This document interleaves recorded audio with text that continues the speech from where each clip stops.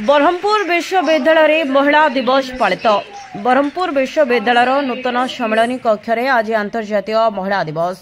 ब्रह्मपुर विश्वविद्यालय कुलपति प्रोफेसर गीतांजलि दास पृष्ठपोषकता एवं स्नातकोत्तर परिषद अध्यक्ष प्रोफेसर सुकांत कुमार त्रिपाठी सहित सह पृष्ठपोषकतार यह कार्यक्रम अनुष्ठित होता।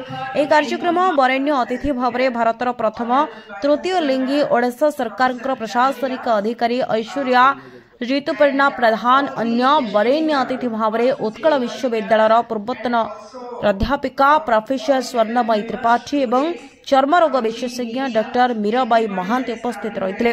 एक कार्यक्रम को महिला शिक्षा गवेषणा केन्द्र निर्देशिका डॉक्टर वंदिता कुमारी पंडा संयोजन करथिबा बेले डॉक्टर दीप्तिमयी मिश्र सह संयोजिका भाव में मंचासीन रही। महिला दिवस विषय महिला अधिकार एवं समानता सशक्तिकरण उपरे सभा आयोजित होता। सभा प्रारंभ सहित जी की सह संयोजिका डॉक्टर दीप्तिमयी मिश्र अतिथि परिचय प्रदान करथिले। तत्परे स्नातकोत्तर परिषद अध्यक्ष प्रोफेसर सुकांत कुमार त्रिपाठी महिला दिवस पालन महत्व आकांक्षा प्रतिपादन करथिले।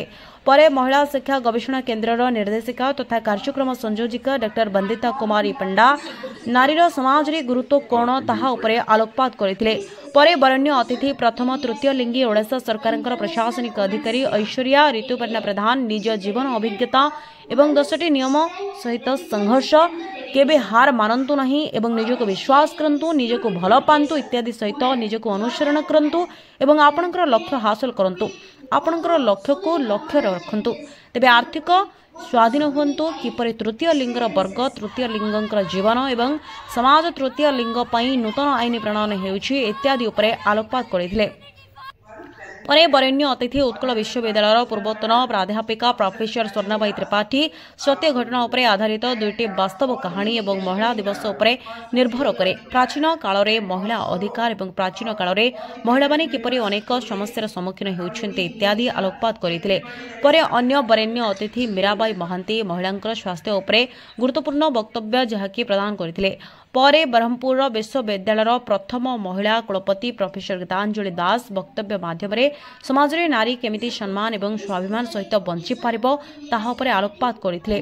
परिशेष अतिथि मानकु कुलपति द्वारा संबर्धना करा जायथिला एवं गतकाली आयोजित प्रतियोगिता 1 मिनिटर कार्यक्रम मार्बल चामर प्रतियोगिता एवं दौड़ी टाण प्रतियोगिता रे कृतित्व हासिल करथिबा प्रतियोगी मानकु पुरस्कृत करा जायथिला। परे छात्र छात्री द्वारा मंचासीन अतिथि द्वारा प्रश्न उत्तर आलोचना करथिले। परिशेष रश्मि रेखा जेना धन्यवाद अर्पण करथिले एवं मंच परिचालन करथिले डॉक्टर बाग्मी प्रियदर्शिनी। सूचना योग्य जे गतकाली विश्वविद्यालय परिसर में वाक्तन एवं गोलापी साइकेल एवं आजी महिला द्वारा मानव श्रृंखला कार्यक्रम आयोजन करा जायथिला। गंजाम शिशिर कुमार प्रधान रिपोर्ट ओडिशा इन्फो।